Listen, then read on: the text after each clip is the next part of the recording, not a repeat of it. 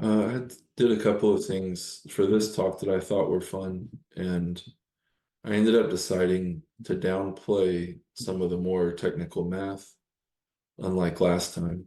So we'll get into what MAIDs can do a bit more and specifically ways to encode them that might be practically useful. And then we'll also tease a few things that we'll bring home to wrap up with by connecting it to generalized dynamical systems and cadCAD. Specifically, some of those things will be developed more in the next session. But thank you all so much for coming. I'm enjoying this series a lot. I really appreciate your attention, your questions, your insights. And I'd like to start by reviewing the things we've already talked about because it has been almost a month. So the MAIDs that we're talking about here are representations of multi-stage games. They represent agents, state variables, decision rules, chance processes, and utilities. And in the prior talks, we've talked about the differences between these things, but in today's session, the difference between like a decision rule and a chance process and a utility is going to play an important role for some of the discussion. We have our running example, which there's no reason yet to abandon or move past. For Alice, two agents, Alice and Bob, and they each have decisions to make.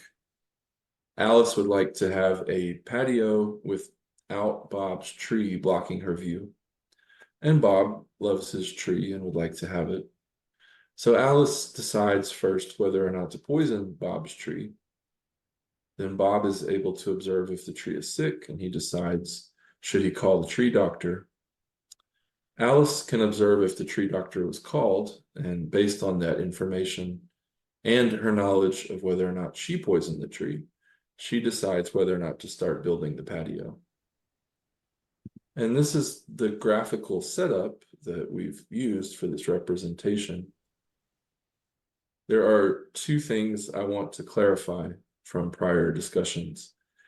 The first is I believe that I was leaving out this arrow from build patio to view. I realized that when I was actually going to calculate the value of view for some of the things today. And it is important that view depends both on whether the tree was dead and on whether or not the patio was built. And the second thing I'd like to say is at times in the past, I think I've called this a MAID, but that isn't quite accurate. This would be accurate to call this the underlying graph of a MAID or the underlying structure of a MAID. In order to actually have a MAID, you need a bit more information in terms of defining the rules for decisions and the underlying conditional probability distributions for natural things that act autonomously. So in some of the discussion last time, we talked about how there were these relationships sort of in a hierarchy of different types of models that can express different aspects of a situation. Specifically, multi-agent influence diagrams are generalizations of influence diagrams, which add in the possibility of having more than one agent.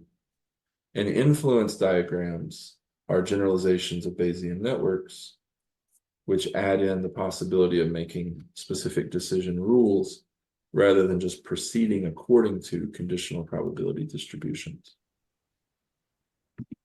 And I think that last time when we talked about the conditional independence and directional separation, which are relationships between variables in these models, that it was important to emphasize there that these things that we're looking at could be determined from the graph structure only, which means we don't have to do something like look at lots of different decision rules or consider what would I need to do to make this conditional probability distribution fit a specific thing.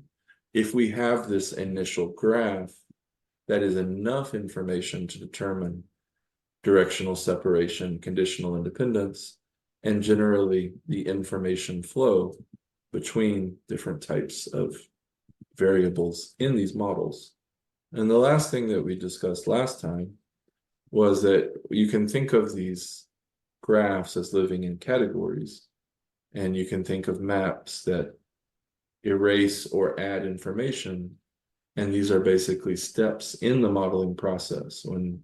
When we make a simplifying assumption, for instance, we can think of moving around inside a model space, and this gives us a formal way of representing that may be useful at times. Everyone good with everything we've said so far? That was a quick review of the last session. Thank you. So what MAIDs add that Bayesian networks do not have? MAIDs do have this notion of information flow. But what they don't have, what GDS and MAIDs do have, is the notion of agents. And the reason that's important is agents can have strategies. So for today, we're going to talk about more of what it means for an agent to have a strategy, and what are some different ways we can search the space of strategies to see what decisions an agent might make in certain situations. So strategies are made up of decision rules. A decision rule consists of information that is known to the agent at a particular time, what we've called observable in the past. So starting with this information that's known to the agent, we need to produce a probability distribution for the values of the decision variable. So for instance, when we look at the decision rule for build patio, the agent will know the value of poison tree. Alice will know the value of poison tree and the value of tree doctor. And regardless of what has happened before, one of these four cases will be in effect, that the values will either be 0, 0, 0, 1, 1, 0, or 1, 1. And then for each of these possible states, she's going to produce a probability that she assigns the value build patio, a specific value. So here are some examples of... Sorry, can I just ask a short question? Sure. Sorry, can you go back to the previous slide, please? Yes. Thank you.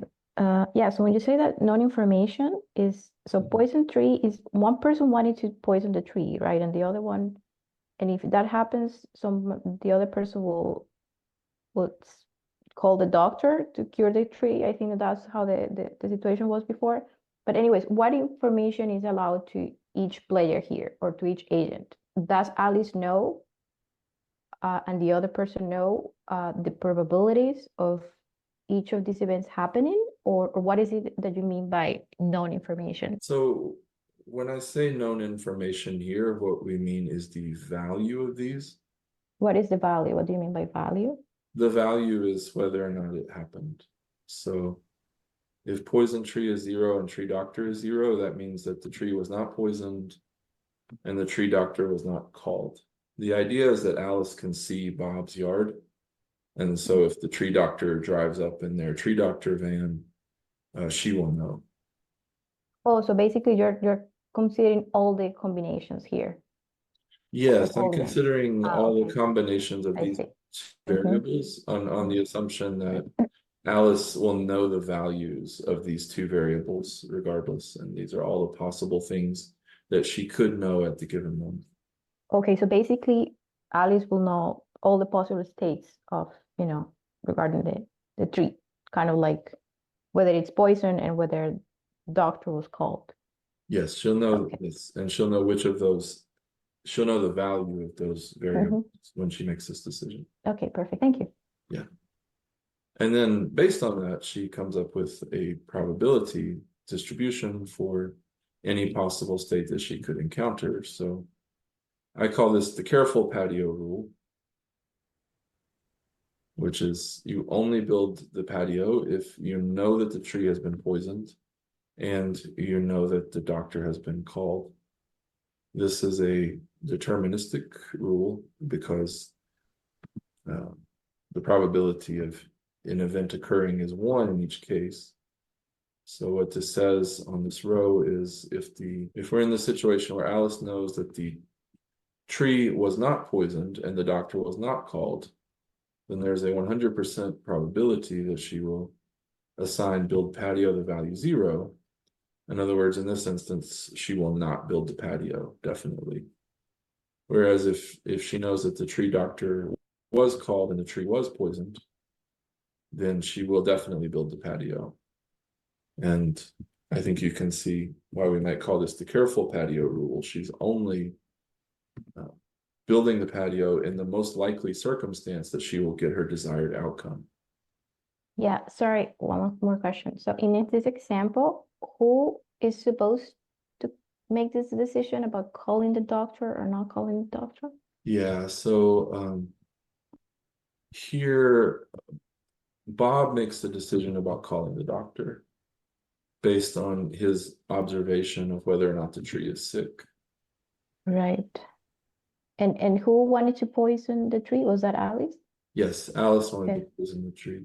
Okay, perfect. So is there gonna be some kind of like correlation between these two behaviors at some point? Because so it kind of it sounds like a loop, right? So if Alice poisons the tree, then Bob will see that and then he will call the doctor, right? But then if the doctor is not called, or at least with some probability he will do that, if the doctor is not called, then Alice, as you mentioned before, will observe, that that that event, and then make some decisions depending on those values. So is how are we treating that here? Like, that correlation between those two decisions, calling the doctor and building the patio for Alice?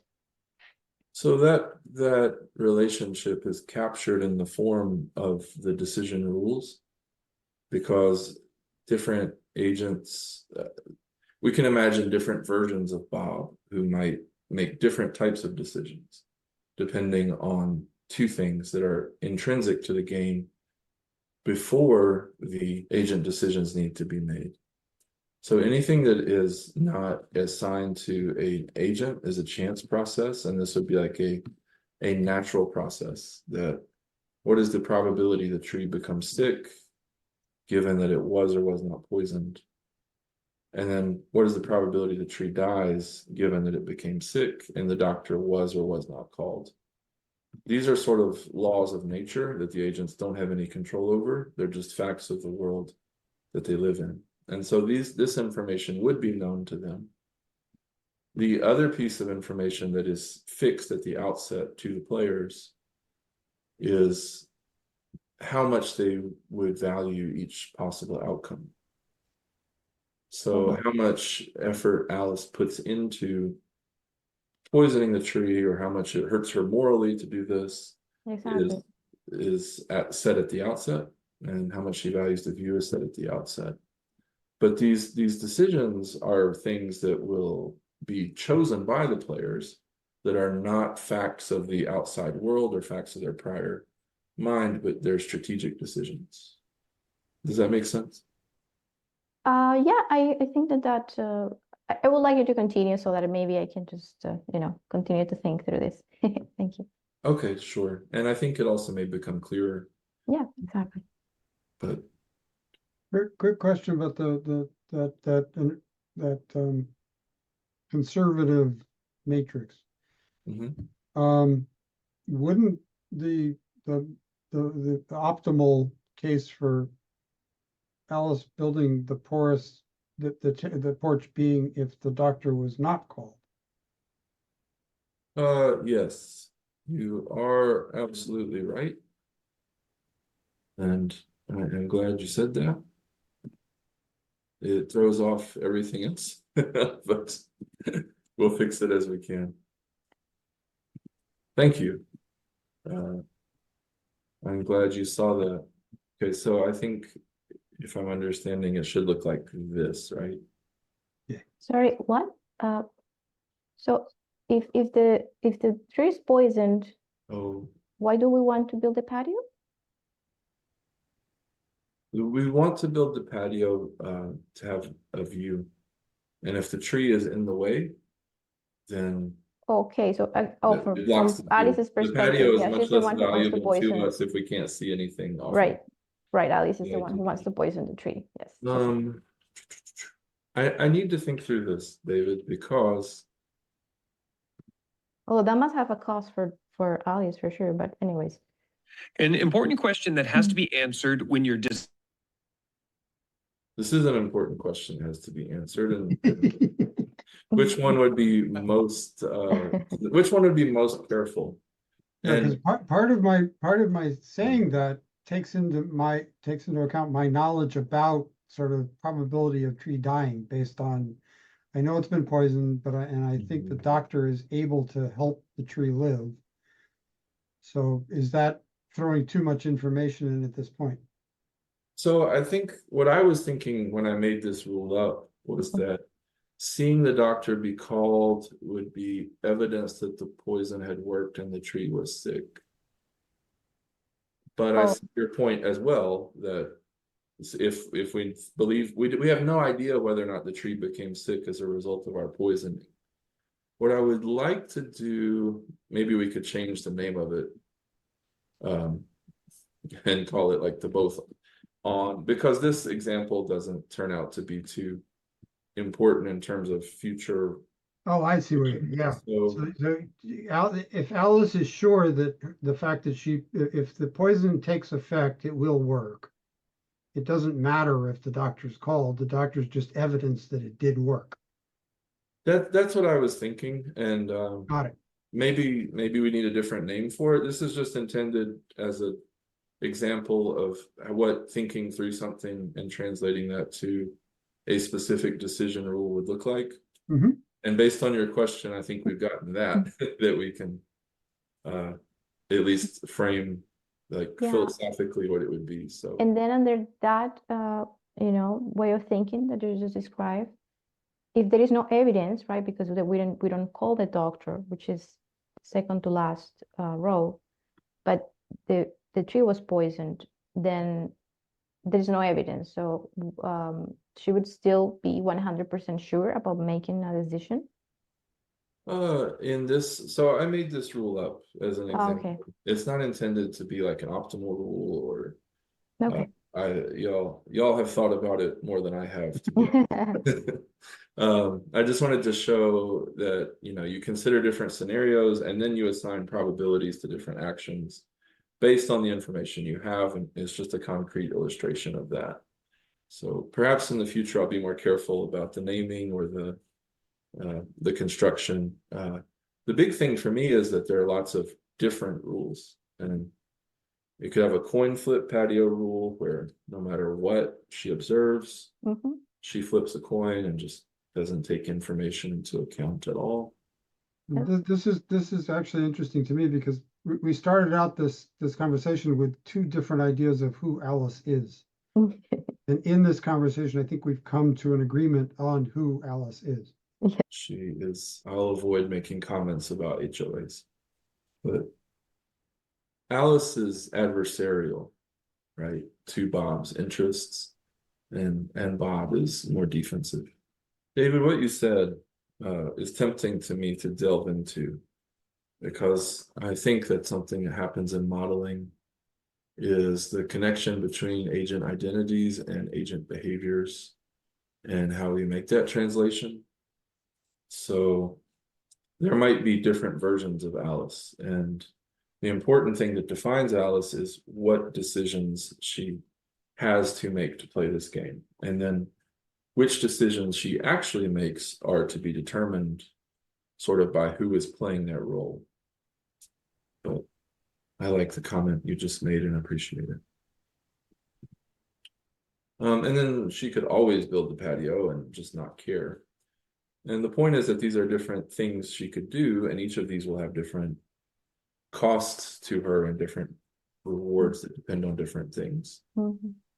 Now, a strategy for Alice would be that we have a decision rule for each of the decisions that she needs to make. And so really, what defines Alice in the game is the strategy that she chooses. So one specific strategy would be that she could flip a coin to determine whether or not she poisons the tree. And then she only builds the patio if the doctor was called. And the poison tree decision doesn't depend on any prior information. So we can just give it these values, whereas the build patio decision does depend on the value of poison and the value of doctor. And another strategy would just be don't do anything. Regardless of what happens, don't poison the tree and don't build the patio. And this is sort of an interesting ground case for consideration. So the goal up until now has really been to develop our intuition about what decision rules and strategies are and what they look like. Is that sufficiently clear, you think? So in my opinion, I would like to read a little bit more about this. Obviously, it's very interesting. So what I am not quite clear yet is Bob's role in all this, right? Because we are only focused on Alice so far. So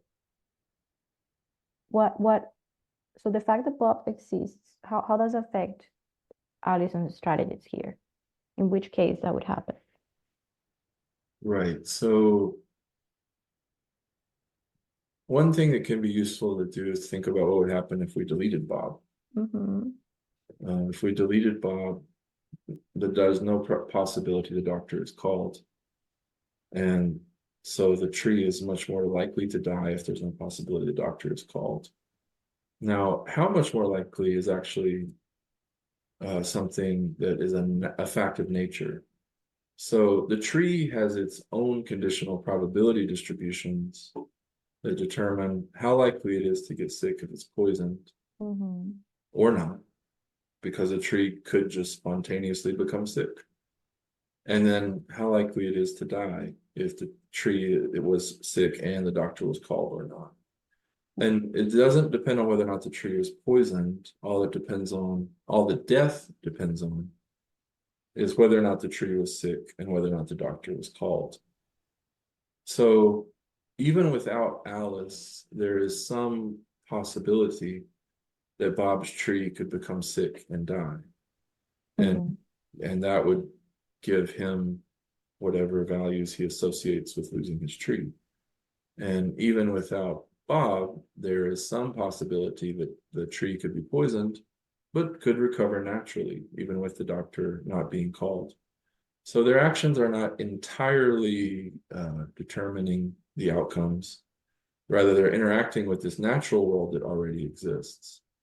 And this is one of the key distinctions that kind of might have been easy to gloss over earlier, is the difference between a decision rule and a conditional probability distribution, because they look extremely similar. And actually, mathematically, they're the same. But philosophically, at this, who is Alice? What is she trying to do? The tree just follows its own natural processes. And both Alice and Bob would know these natural processes, and they can use that as relevant information for their decision making as they're trying to reason about what happens. Whereas Bob, when he goes to make his decision, there are different ways Bob might think about it, depending on different things.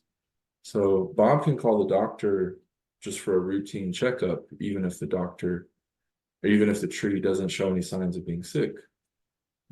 If he called the doctor for a routine checkup every 3 years, then like we assume that the year that Alice has made this decision is random, and you have a probability call doctor equals 0, given tree sick equals 0 of 2/3, and then he always calls the doctor if the tree is sick, which would look like that.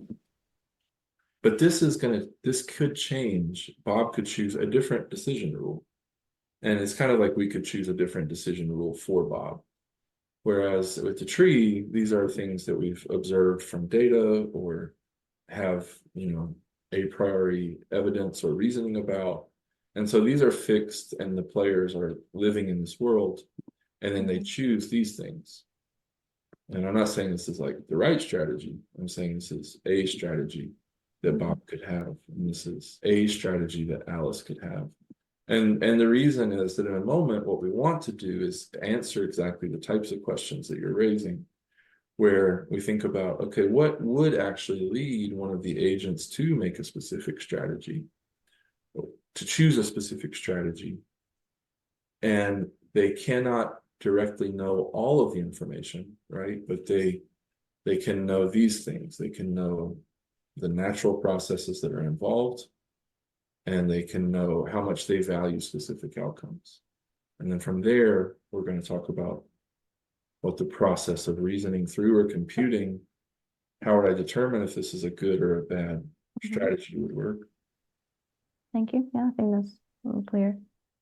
And then just to briefly reconnect this to the generalized dynamical system, what we've talked about here with the probability distributions connects to the admissible input map and the state update map.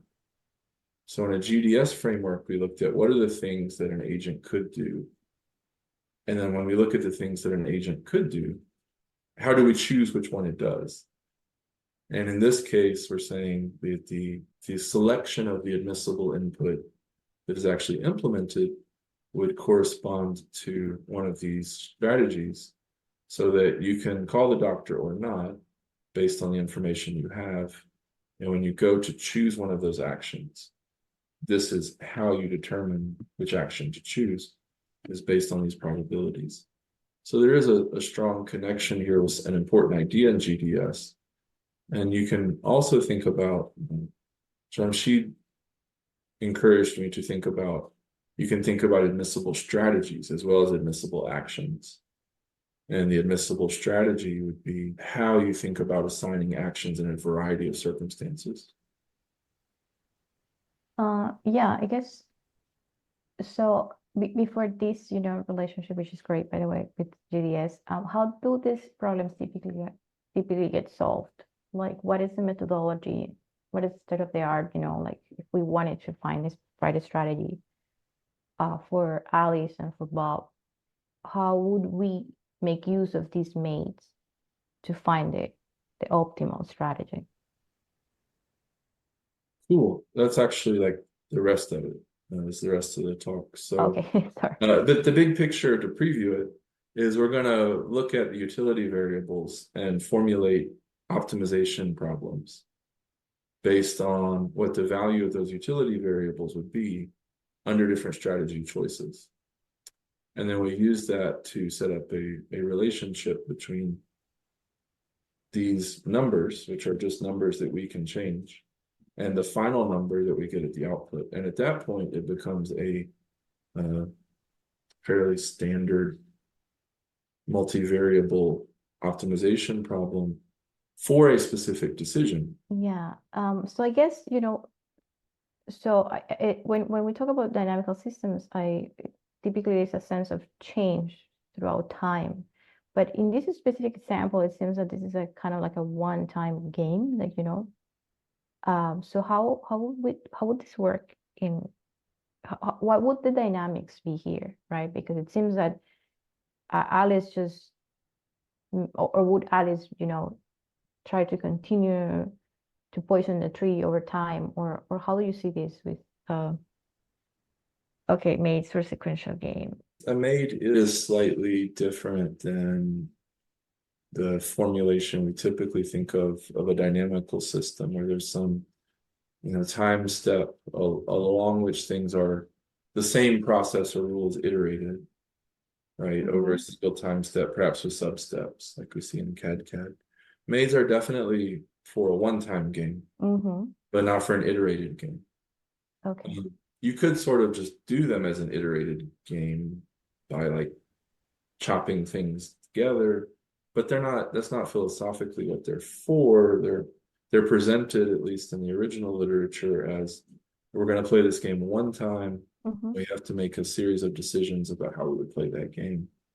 I see. Okay, I see that. Then here you're saying dynamical in the sense of the stages of this one-time game?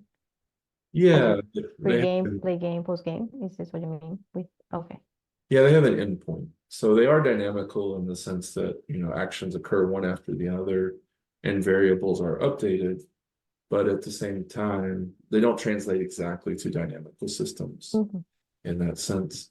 And so where you get the translation would be when we play the game repeatedly, then based on previous information from previous plays or based on decisions that are made, some of these things could be changed. There are lots of variations. If I were teaching this as a university introduction class, I would say, let's go think of examples of mutations of this that we could do. But it's not too hard to think of different ways here. For instance, what if the probability that the tree becomes sick increases over time just naturally? And so we're playing this game over and over again, but now the conditional probability distribution is fixed for a single game, but it's not fixed throughout the lifetime. Every time we start the game over, we're adjusting that to account for the fact that the tree is aging. That's one modification where dynamics would come into play. I see. I'm just going to ask probably a silly question, but I'm going to ask it anyways. So why is it that I'm just, this is a one-time game. So what is the advantage of using MAIDs to represent this game? Because I could still have all these conditions, all these strategies and probabilities, conditional probabilities, and try to solve this optimization problem just to find these strategies. And yet I may not need to use MAIDs. Is this necessary? Are they necessary, or why is it that they are important? I don't think they're necessary. I think maybe what we got to remember is like the purpose of this is to give people lenses for creating models. This is something that I think for you, Carolina, is a lot more natural because your formal training involves a lot of creating representations of phenomena. But like people have a lot of difficulty with that at most. And like it's hard to learn, and you have to develop heuristics and iterate through. First off, usually people start with highly intuitive modeling frameworks and then move to things that are more analytically tractable over time. And so these are really MAIDs. They're much closer to human intuition, but they're like analytically, and in my opinion, often less useful than other representations. But that goes in your toolbox, and it's definitely a starter tool. Being able to make little flowcharts of decision making and having that be your modeling language is just very approachable. But I think the point that you're making is valid, is that like as you get more advanced in modeling and analyzing systems, these are unlikely to be the optimal representations for things like analysis or design. Okay, I see. Oh, thank you. Yes. Okay, now it makes sense. It's definitely one tool. Definitely, I see. All right, and then I'm pretty sure Octopus will talk about this, but how do we want to integrate this with cadCAD? Or what is the relationship with That's cadCAD? mainly the next section. Okay, okay, I'll let you continue. Thank you. That's mainly the next session, actually. Session. Okay. Wrapping it up. But I would say also that from an optimization viewpoint, it's easier to solve optimization problems if we can give them some type of structure. And so thinking about how would you optimize this? Oh, I see an error right there. How would you optimize it, right? You can't treat it as a naive multivariable optimization problem because of the information dependencies. And so both the natural way and sort of the necessary way is to structure your optimization problem in such a way that it's broken up into sub-problems, like Bellman, right? Bellman's idea. So this gives us a structured way to start to know where we should start in structuring those sub-optimization problems. Because without knowing these dependencies and what the graph structure gives us that would not be immediately available if it were just written in terms of a constrained optimization problem, the graph structure actually gives us a way to build that constrained optimization problem, first of all. And second of all, by utilizing the graph structure, there are some things that are structurally possible just on the level of the graph. without So- needing to talk about specific decision rules. Right. So what you're saying is that let's say that I already have my MAID, and then if you wanted to find the optimal strategy, you are saying that you will kind of traverse this network and then evaluate each of the decisions and then just kind of find the one with the maximum reward. Is that what you're saying? Yes, and now we're going to talk Oh. about exactly how. Okay, So got that's it. exactly the preview is how do we utilize that structure I to see. figure out what the optimal decision would be. Mhm. Nice, perfect. So these are modeling decisions, what Alice's utilities are. And I made these arbitrarily, essentially, but they made sense to me. I need one moment. Maybe look at this slide and I'll be right back. So these are totally arbitrary assignments of how much Alice would value these different things. She doesn't poison the tree, it doesn't cost anything. If she does poison the tree, it costs something. These don't really have units either. Like, I'm not saying this is $5 or $500. I'm saying this is just total cost in terms of some unitless number. And then we can look at the other possibilities that the view doesn't have any positive or negative value if the patio isn't built. And then if you build the patio, but there's a huge tree blocking it, that's bad. You spent all that effort on building a patio, but you can't see anything.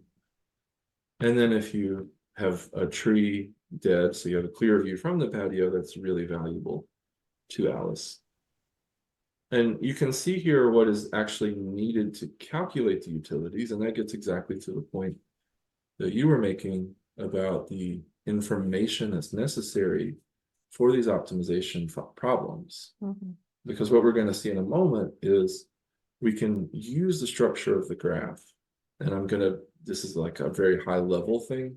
I'm just going to say at this moment, we can use the structure of the graph, but to determine in which order we would start optimizing which decisions. Mhm.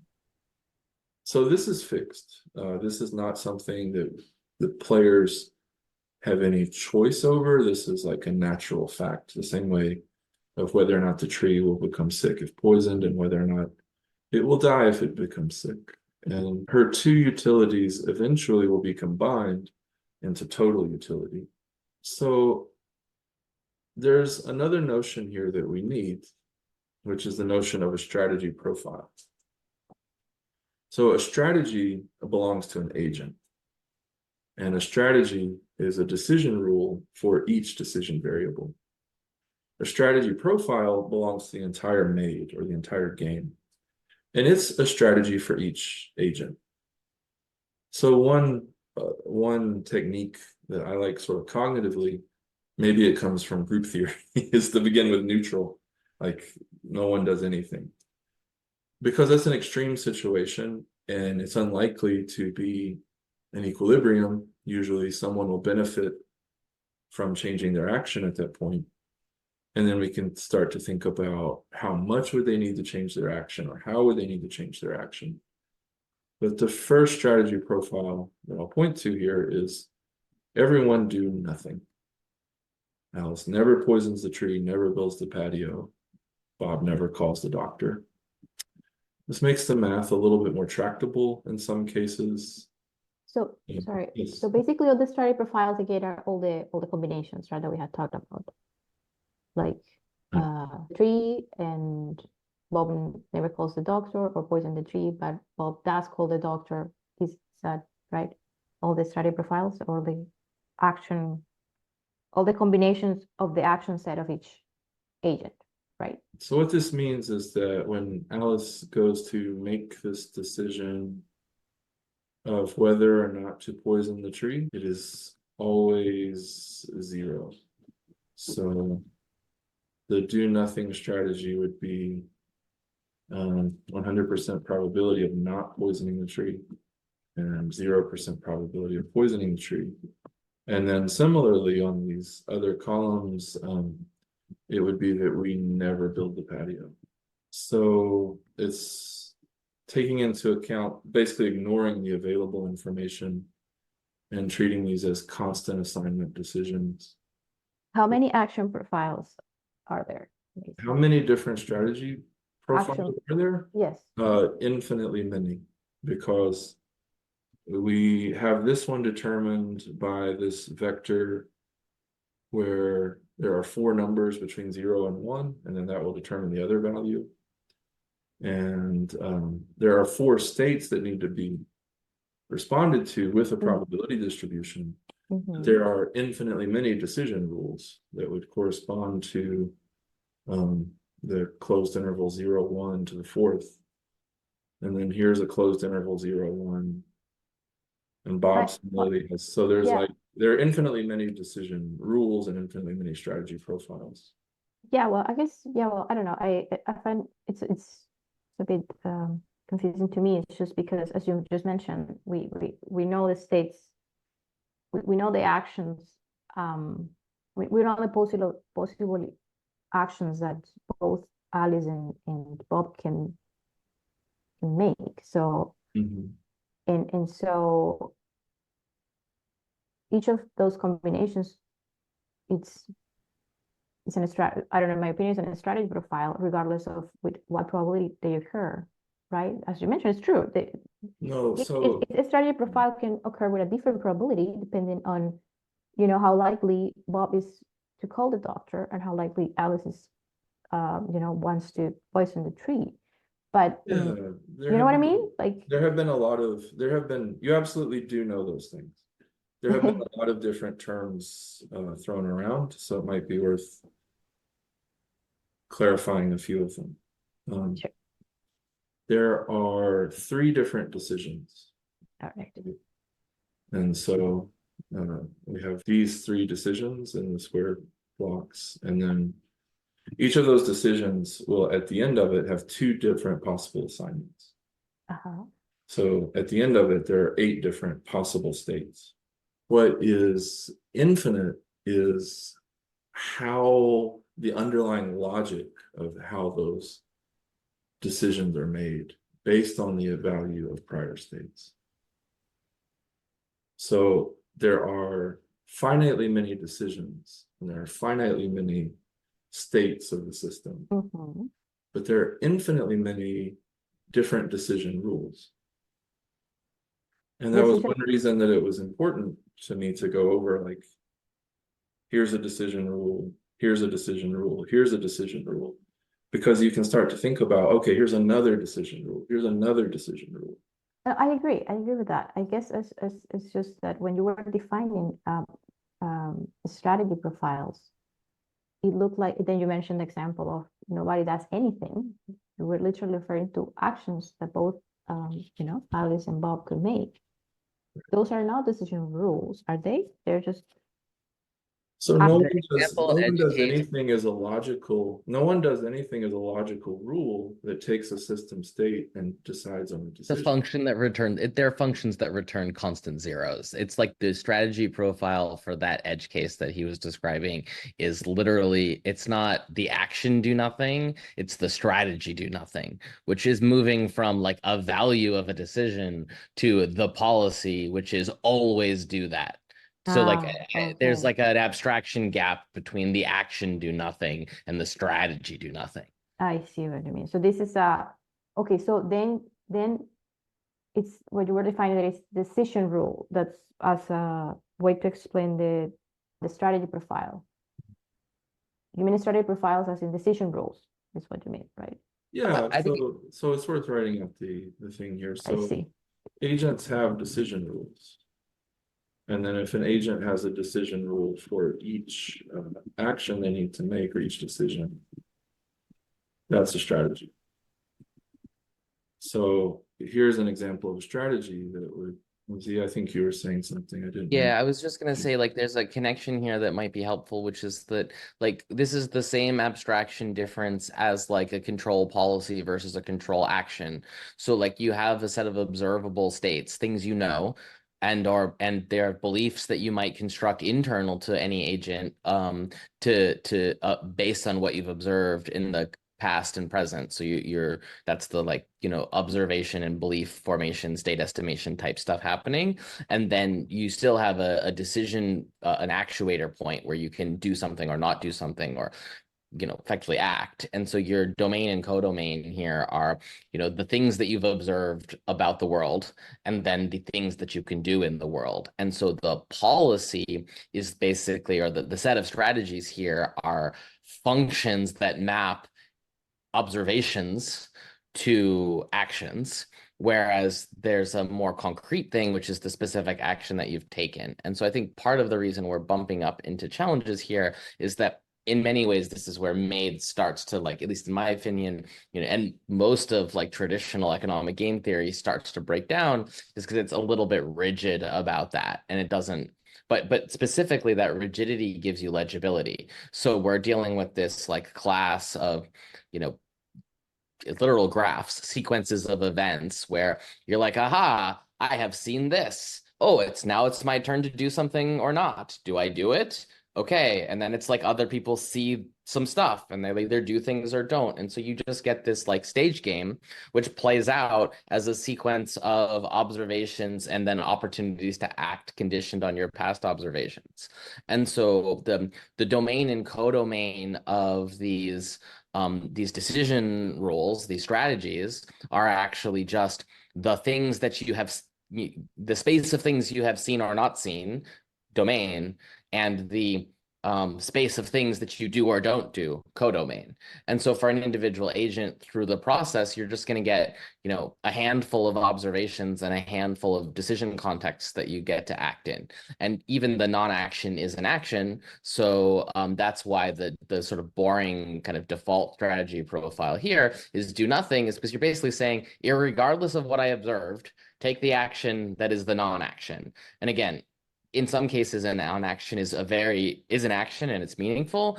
But if you have to have a default concretization, this is a way to get from the class of problem to a first iteration. And if you're doing an iterative game where people are revising their strategies, the next question is like, given your strategy revision rule, is that a fixed point? Because although you noted that actors may have an incentive to change their strategy to extract some benefit, it's also actually not that uncommon in a control system setting for the zero to be, in fact, it's often that the model is centered so that the thing that you think of as all zeros is an equilibrium. That in fact, that it's actually kind of weird to think of that as not an equilibrium, because in my mind, it's coded as actually when you structure your model of the world, you make it so that you put the thing that you think is going to be the equilibrium on the 0 point, just to make your math easier. Exactly. Like the predator prey model, right? If there are no rabbits and no wolves, this is 0, 0. It's not a particularly interesting equilibrium, but it is stable. Well, but it could be, and then the question is it attracting or not? Because if you bump a little bit away, if you introduce one rabbit, what happens?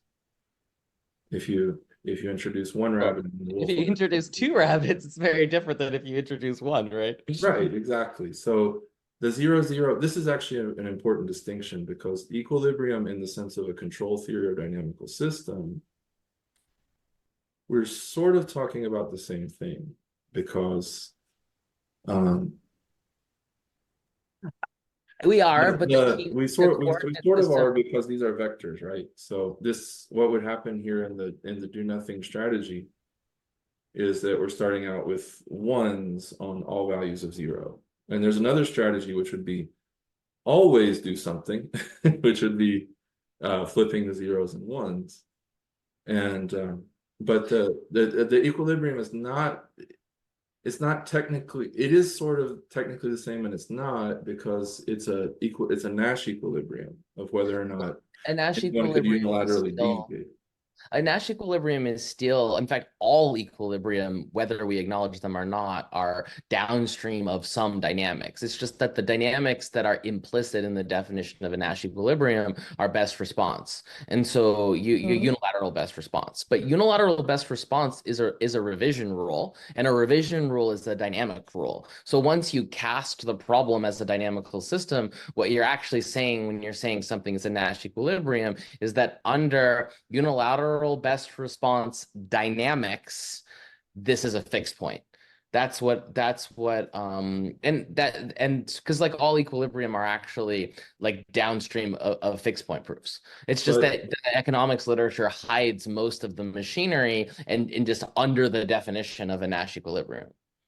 what's important to highlight there is what is not changing is the strategy, not the values of the state space. Because the Right. values of the state space in an iterated game will repeatedly change. But what is not incentivized to change is the strategy. So that's the important distinction. Like this is a point in a space, but The it's state not of living the in the game state space. is the So, strategy itself. In the sorry. dynamic model, the state of the game is a set of strategies by all of the players. And when you do the updates, what you're updating is the strategies, and your Nash equilibrium is the equilibrium of the dynamical system that updates the strategies according to best response. Yes. So what you see then is that in this single play, the values of the state variables do change. The state system does not achieve an equilibrium. But when we iterate and play again, what we would not expect to change is the strategies. So it's important because there are two ways in which an equilibrium can occur. And I know you know this. I'm emphasizing this because this is something that threw me for a bit at the beginning. Is the equilibrium values within the actual variables are changing. But what is not going to change is the values that we're building the strategy off of in terms But of the numbers.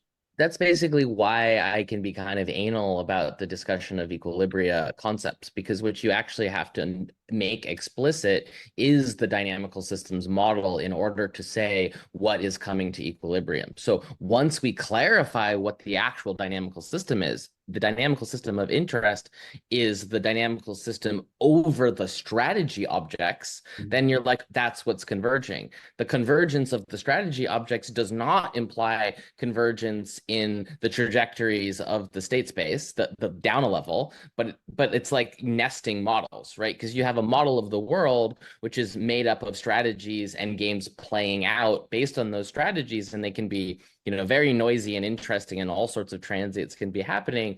But when you zoom out and say, okay, well, that is produced by strategies, and then you go up another order and you say, I have a dynamical system, which is second order in the sense that it's the dynamics of the strategies, which themselves produce the dynamics of the behaviors. What we're talking about is the equilibrium in the strategies. But again, the emphasis here being the language of like when we compress away the explicit representation of the dynamical system, it's really easy to lose sight of which thing you're talking about. But when you render it explicit that there are dynamics and that those dynamics are the state space is strategies and the dynamics are best response to the strategies of the other players, then you have a well-posed dynamical system with an equilibrium, and it's equilibrium of the type Nash, which is what it's really saying is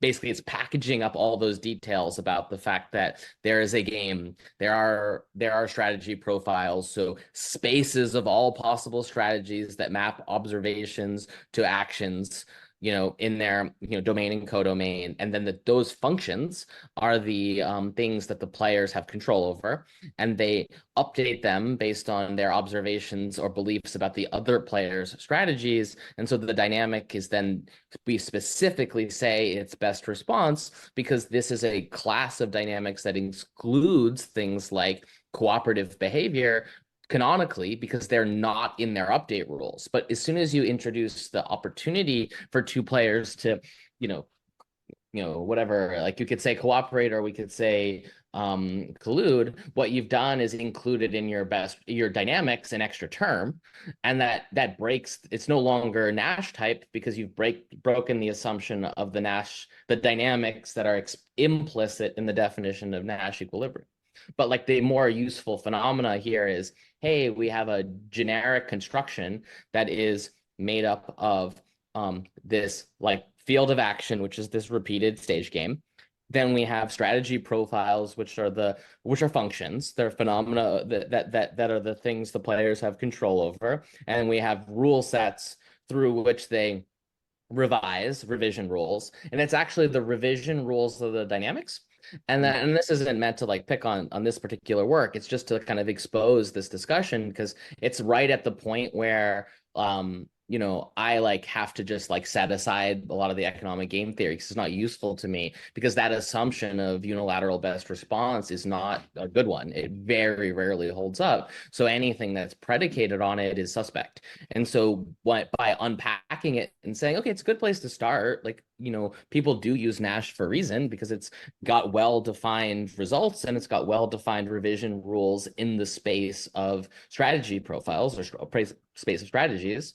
But then once you go, oh, actually the dynamics that we're using here are unilateral best response only, we're like, okay, but how do I relax my question of what the revision rules are? And there's some nice slides from, I think, Jeff Shama. I think I shared them with Carolina. I may have sent them to or Octopus, where they talk about a bunch of different revision rules and just like what are the consequences of some of these game theory models when you just perturb on how the players update their strategies. So I think the underlying challenge in all of this is to know what we are looking for, because in the classical dynamical systems, you're searching for equilibrium because then you want to search for the equilibrium attracting, repelling, some other type of behavior to essentially have a phase portrait in mind.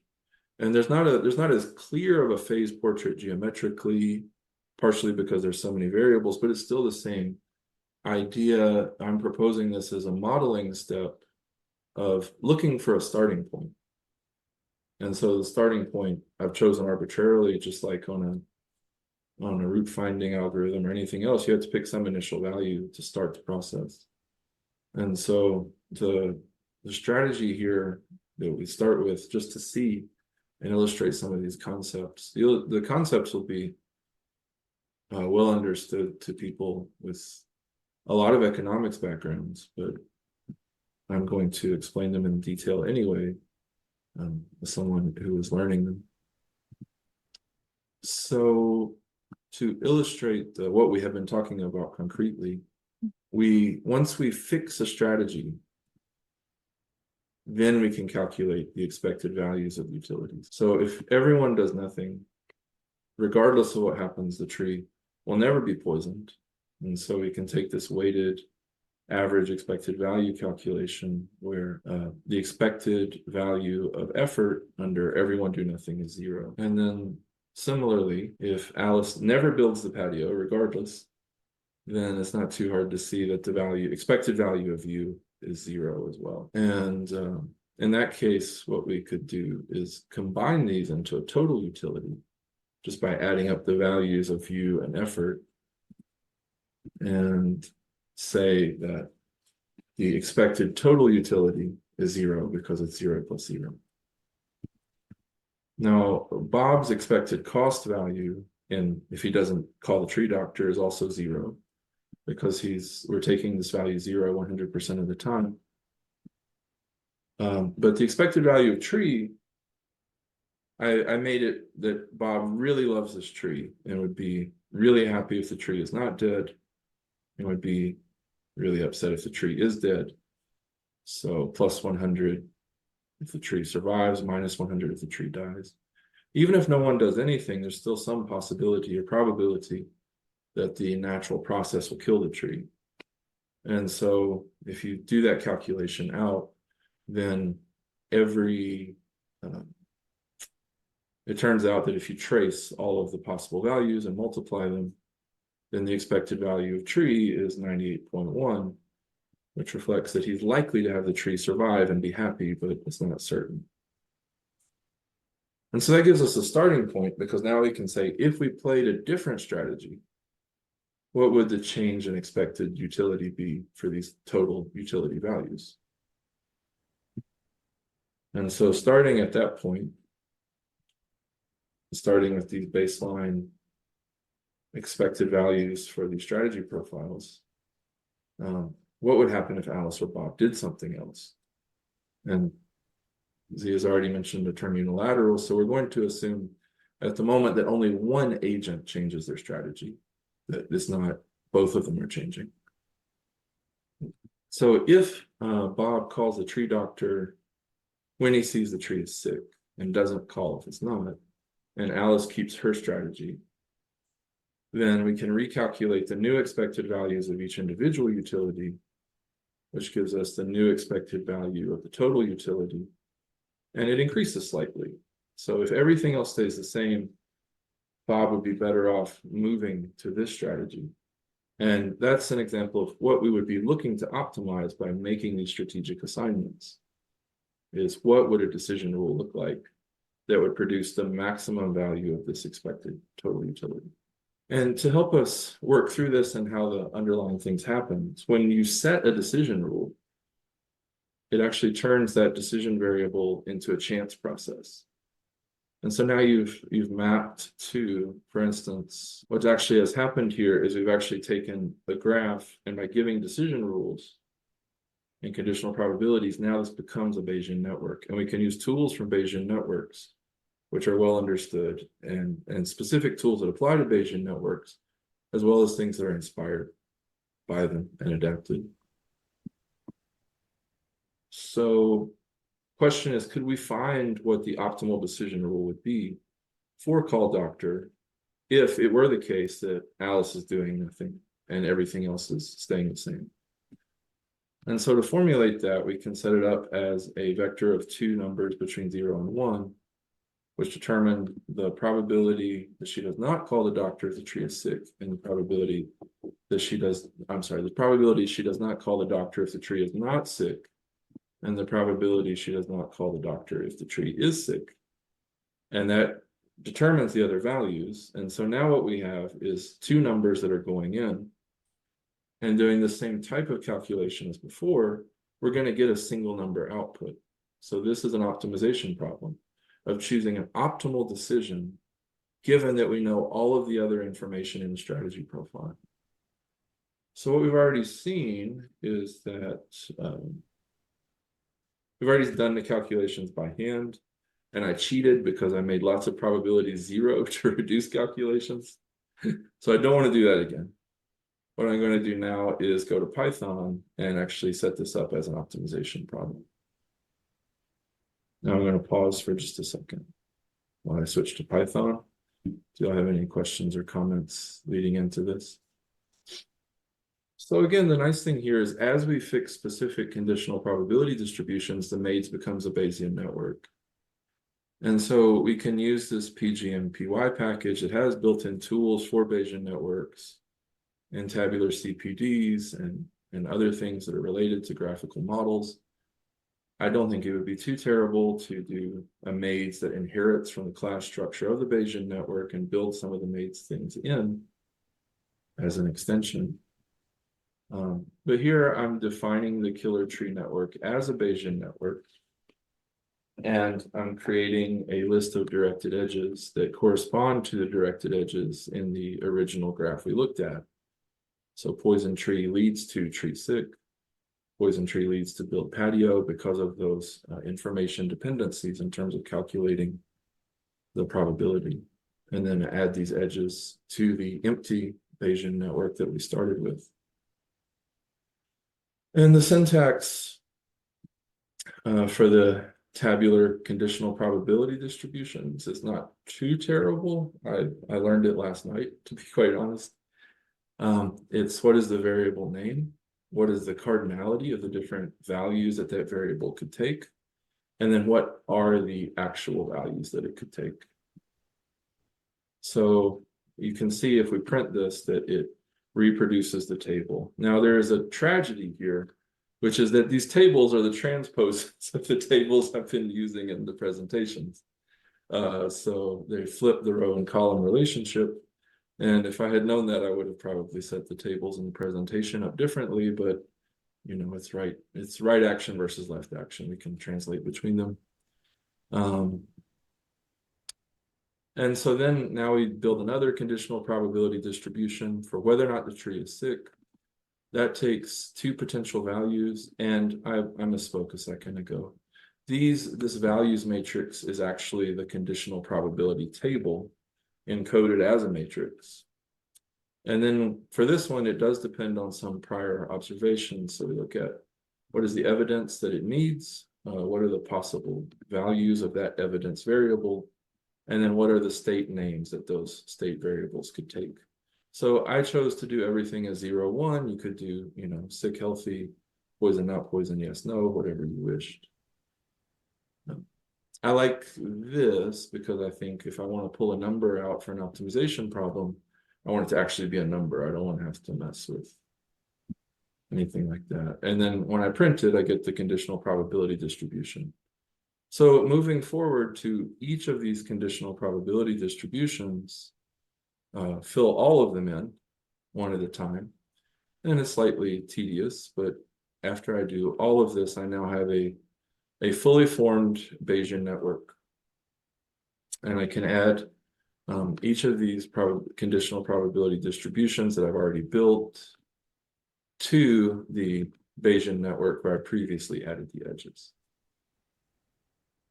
Now, the important thing here is that this Bayesian network that exists now, killer tree network, after it has had the conditional probability distributions added, is exactly the same as if I had started with a MAID and added strategy profiles. Because for the ones that have do nothing in front of them, these are the conditional probability distribution. Can you say that again? Sorry. Yeah, so this do nothing poison tree conditional probability distribution for poisoning the tree is a decision rule. A decision rule is actually the same thing as a conditional probability distribution.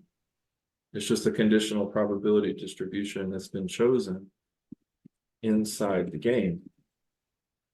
Is that good, or do you also need, I mean, it's not just the conditional probability distribution, it's the conditional probability distribution, like instrument, like, and then selecting from it, right? In order to have it a conditional probability distribution, it describes the material of the rule, but it doesn't actually, in order for it to truly be the decision rule, you taking it and saying, sample from this in order to render a decision. Yes and no. If you need to actually know how the state variables were updated for a specific game, you do need that additional step of selecting an admissible input. But for optimizing expected value, you don't care what value it took in a particular game. You care the probability that it would have been assigned a value. So yeah, this is sort of the reverse of how you might do it numerically by sampling lots of things with no priors and then building the distribution. Here, when you assign the distribution, you don't need to play a specific game. A decision I think I understand. Yeah. I think this is like an ontological nitpick where the conditional probability distribution is a sufficient characterization of the decision rule such that you can use it for the optimization. You don't even need to be able to like sample from it to do the optimization, but it's like the decision rule itself, the thing that actually goes from domain to codomain, domain, the set of observations, to codomain, the action you took, is characterized by the conditional probability distribution, but the conditional probability distribution itself isn't a map from the domain to the codomain. So I wouldn't necessarily call it a decision rule, because in my ontology, a decision rule is bound by its domain and codomain. It's like the thing that maps from the space of observations to the space of decisions. And the conditional probability distribution is actually, it's like the genetic material of the decision rule. It characterizes it, but it's not a mapping from domain to codomain. So I'm like, I get that all you need is that characterization to do the optimization you're doing, but I like chafe a little bit at calling it a decision rule because it doesn't have the right type annotations.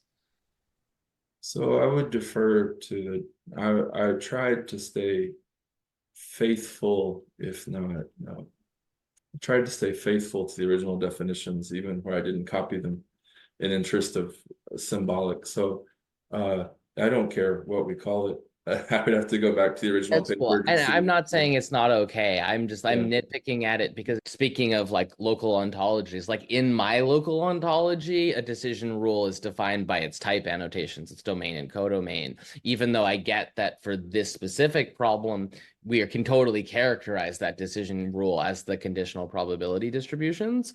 But I suspect that in the papers and then the material you're working with, you're not dealing with computer scientists or control theorists where type annotations is how they would define a decision rule. Yeah, I tried to use the definition from the original paper. It's possible I mistranslated it, and it's also possible that it's just a philosophical difference that Yeah, was I think missuggested. it's that they're qualitatively very similar, but the ontological difference is like if you're just dealing in theory land, then like it's really doesn't matter. The conditional probability distribution is sufficient to characterize the decision rule. So for like all under a sufficiently theoretical lens, they're not different.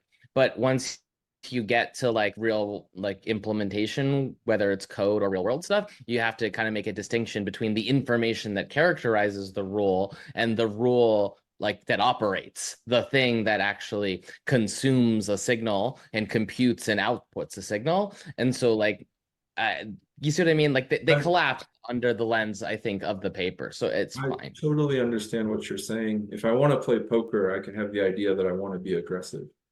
But then on each individual hand, I have to decide whether to fold or bluff. And that fold or bluff decision is missing here potentially, but Well, in the poker example, it would be more like saying you could have an entire conditional probability distribution over all possible sets of observations of the state of the table, including your beliefs about the other players. But what you actually have is a function embodied in you, which is a mapping from that set of observations, including all your internal intuitions and interpretations of their facial signals or whatever. And you are the implementation of the mapping from that set of observations to the choice to fold or bluff or bid or whatever, like what you do, the set of actions that are admissible under the rules of poker to you. I understand what you're saying. A conditional probability distribution doesn't actually make a decision, whereas an agent has to actually make a decision. And so then we do this for all of the things that could potentially need to be filled in. And the point is how this data that we are defining determines a Bayesian network from a MAID. And then once we have this, we can then calculate the utility functions. This is not the greatest code. I would rewrite this to make it more general, but it works as a proof of concept that I'm going to calculate based on a specific Bayesian model. So with this framework, I can calculate the probability that the tree is dead, taking the value 0 or 1. And then this is just a dot product of the values with the probabilities. And so that creates the expected value for the tree. And I did some checking of my hand calculations here to be sure that the numbers actually lined up and I wasn't doing something silly. So these numbers match, that's good. And then we do utilities for the doctor, and then we combine those to create the total utility. And then we do the same thing with Alice, with her view utility, and make all of this computable based on how numbers were assigned. And so then what we can do is take something that takes a number, a single number between 0 and 1, and convert it into one of these conditional probability distributions. So this gives us the ability to parameterize the decision rule for whether or not to poison the tree by treating it as if it is a number in the element 0 to 1. Because once we pick a number in the element, pick a number in the interval 0 to 1, it determines the rest of the conditional probability distribution. And then we can do the same thing with calling the doctor, except here we need 2 numbers. And I treated this as a list. You could treat it as an array or whatever. And then you do the same thing of taking the possible patio values and building a conditional probability distribution based on 4 numbers that then determine the remaining 4 numbers. And the point here is we want to optimize over a vector, and we need a way to take that vector and turn it into a conditional probability distribution to then compute the expected utility, to then determine whether or not we could improve the individual decision based on that conditional probability distribution. So then we put it all together and take something that calculates expected utility from each of the individual rules. If I started with a specific Bayesian network and I pick specific input values, this calculates, this takes the other pieces of the strategy. So maybe it's worth talking about what this does. This creates a copy of the Bayesian network, which inherits both the vertices, the edges, and the existing conditional probability distributions. Then, since I'm going to remove some, or since I'm going to reset one of them, I just go ahead and remove all of them. And then I have this hard-coded thing where I put back in the 4 that I'm not playing with and set them back to their defaults, add those back in, and then create a new rule to play with the other parts of the strategy based on these input values. And what this does is takes a vector and computes expected utility of based on changing one decision from the default strategy profile. And then do the same thing and then call minimize on it. Just assuming that SciPy's minimize function is good enough. You'll like this. This is convex, right? So we could play with CVXPy or PyManopt or something, and then return what the optimal input numbers would have been to create that conditional probability distribution to then get the best expected utility. And then this was me playing to make sure things worked. And what we can do from this is compute an optimal decision rule if the other parts of the strategy profile are fixed. What we can then do, and this will have to wait until next time, is figure out in which order should we optimize individual decisions to build an optimal strategy profile, which will correspond to a Nash equilibrium. And this is where the structure, the underlying graph structure of MAIDs actually becomes very crucial, because we need a way to decide. We can solve one individual decision optimization problem if the other parts are fixed. But what we need to do is go through each individual decision in a particular order. And the structure of the MAID actually tells us in which order we need to go through and fix the individual decisions. So the algorithm for doing this, if we know that order, will look very familiar to anyone who's done this type of numerical dynamical system stuff. Start with any initial strategy profile where none of the probabilities in the individual columns are 0. For instance, you could start with 0.5 in everything, and then go over the decision variables in the order that you've calculated you need to, and then do the thing that we just did of optimizing that individual decision rule, and keep changing that one piece to create a new strategy profile. And after you've done this for all of the decisions in the correct order, this final strategy profile is a Nash equilibrium. So there is a nice graph theoretical and optimization based algorithm for finding these in the MAID structure, which is cool. So I guess that, so Nash equilibrium not always exists, right?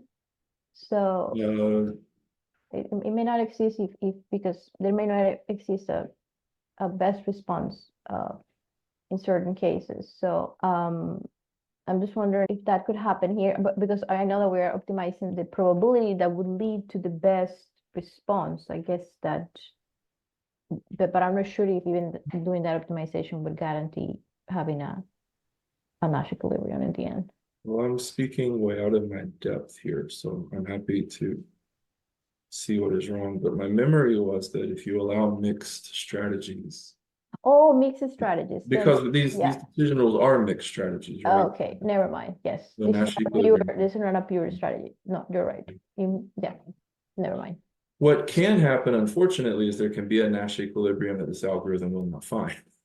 Oh, So it's not perfect. So I want to zoom out for a second to make a quick connection to some of what Caroline has been working on network games. So if I took this model that we're talking about and just zoomed out a little bit and like tried to take a view of, I typed this out, but this like big multi-scale evolving system, then I'm going to work from the most fixed to start. So the network structure, the MAID itself is a graph, right? You describe the relationship between the various that you have actors and they have decisions that they can make and things they can observe and a sequence in which those things take place. So there's a kind of computation graph with agency given to some of the agents to choose their own strategies. But the network structure of the game also doesn't impose things like the costs and payoffs. Those are parametric. So you go from network structure, which is really topological, to the parameters of the costs and payoffs. Then given this network structure and the particular parameters, you have reasonably well-defined spaces for the strategies of players. So this is determined in terms of those domains and codomains. And then you have specific strategies, which are different than the space of all possible strategies. Once you have specific strategies, in addition to the network structure of the game and the numerical parameters, then you can have an instance of the game. An instance of the game produces a trace, a sequence of actual decisions, which that resolves in actual payoffs. If you actually play the game, then you're like, okay, well, we just played. That's a sort of observation in a level above that allows the players then to apply a strategy revision rule. So they're going to say, oh, well, I saw the world through the experience of playing the game. And so now I'm going to do a strategy revision. Now, it could be unilateral best response a la Nash, or it could be literally anything. But that's the level we're playing with right now with doing things like solving the optimizer that Octopus was doing. It's like, hey, this is how one might think about revising your strategies. You might take a belief about some of this stuff and then solve an optimization like in the dynamic games literature to update your strategy. So like, okay, so now I have my strategy revision rules, but this is where it gets interesting because that's not the end of this. You can keep moving. You can be like, okay, but like what happens if the numerical parameters of the game are noisy? Most of real life, you don't have final fixed absolute costs and payoffs. You have some so you can now in your dynamical model be like, okay, but what happens if there's jiggling around the parameters? That's an update rule. Maybe it's just stochastic processes, but on the numerical parameters, so you can have a loop there. And then if you go even further, you can have loops where the structure of the network of the game itself is mutated. And so that's where you get closer to some like interesting network formation games where, you know, maybe with some ways of actually modding that, even if it could be random, it could be strategic. If it's strategic, then you're getting into like basically rewiring rules and like the open games literature potentially. But what's happening in the discussion we're having right now is that we're fixing the network structure, which makes sense. It's a particular MAID. We're fixing the numerical parameters. We're saying these are the payoffs. And then we're like examining the dynamics of players updating their strategies, and we're trying to analyze the fixed points of particular strategy revision rules. And so that's the dynamical system and the kind of equilibrium we're discussing. But this is where I was trying to tie it to some of what you've been thinking about and looking at, Carolina, is that like in real world, we're interested in systems that don't have that those outer loops are not well behaved. You have noisiness in the things that look like the numerical parameters, and you even have to be like robust to or aware of the kinds of actions that might affect the structure of the network itself, hence the graph formation games and stuff like that. Like when the game being played, you might have the optimal strategy under the current network structure, but then if the network structure changes, all bets are off. Maybe that's not an optimal. And so you have these different scale phenomena in time where, yeah, I expect the network structure change to be slower, the numerical parameter change to be slower than potentially the strategy revision rules. But like getting these different feedback loops, these ways of changing, it's like a phase layering. And so you're starting to think about at what frequency these different types of revisions happen and basically how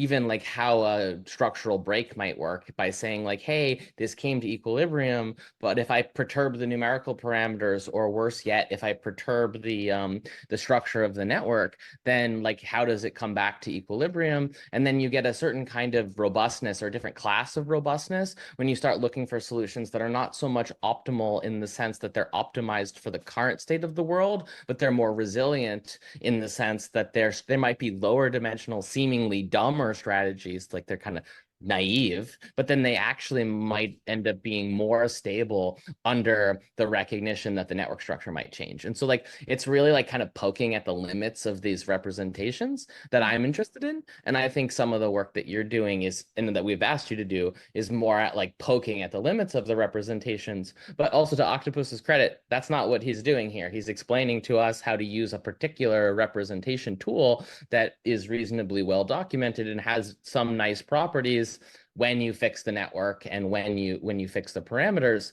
But it's also kind of interesting is that if it's well enough structured and interpretable, it might be reasonable to think about strategies that might be metagame strategies. Like, what would it mean for, you know, Bob to call the police instead of just like there are other things that could be entered into the game that could arguably be viewed as changing the structure of the game.